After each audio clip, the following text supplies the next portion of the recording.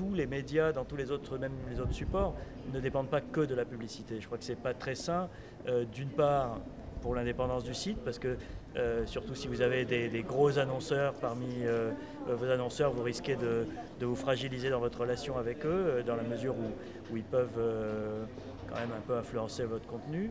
Et deuxièmement, c'est aussi conjoncturel la publicité. Là, on voit bien, avec la crise, les recettes publicitaires baissent. Donc je pense que c'est plus sain pour toute entreprise, et pas seulement la nôtre, mais d'avoir plusieurs sources de financement.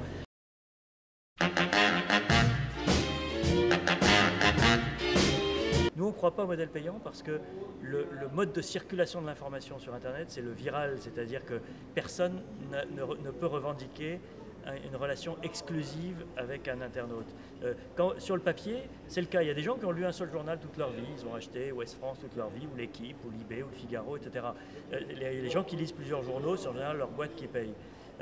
Sur Internet, c'est exactement l'inverse. Personne ne peut revendiquer l'exclusivité.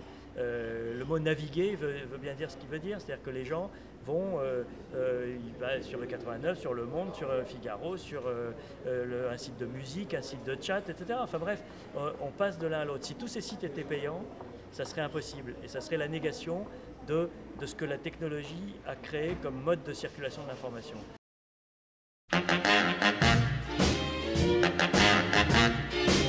L'erreur de Mediapart, je dis franchement, c'est de vouloir plaquer le modèle de la presse écrite sur Internet. Nous, on estime qu'il faut réinventer des choses. On est sur une page blanche. On n'est pas en train de faire... C'est pas le prolongement d'une vie antérieure. On est sur une page blanche.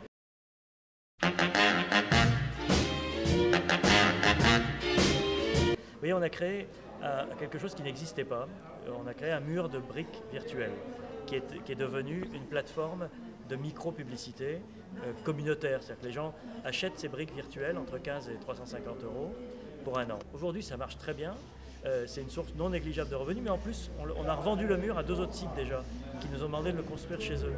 Donc, quand on invente des choses, on ouvre des portes auxquelles personne n'avait pensé.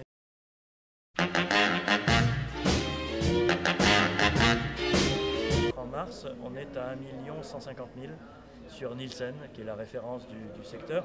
On a atteint le million en novembre 2008. Donc nous, c'était notre objectif de départ, c'était le million de visiteurs uniques fin 2008.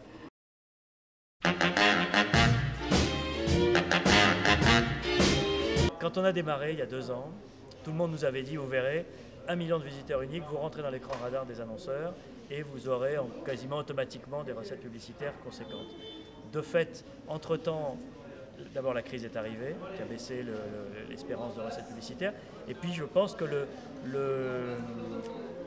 la règle du jeu d'Internet est en train de changer. La publicité change de nature, la règle du jeu du marché se modifie. Et donc, il n'y a pas d'automaticité. On a plus d'1 million de visiteurs uniques aujourd'hui. On a des recettes publicitaires, mais qui ne sont pas au niveau qu'on nous laissait miroiter à l'époque. Le site n'est pas encore rentable. On perd encore de l'argent, mais enfin bon, vous savez, on est en 2e année d'activité, plongé au milieu de la crise économique du siècle. Bon, si on était rentable, je pense qu'on mériterait le prix Nobel d'économie.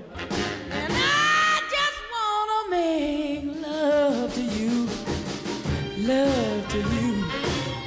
Ooh, yeah, love to you.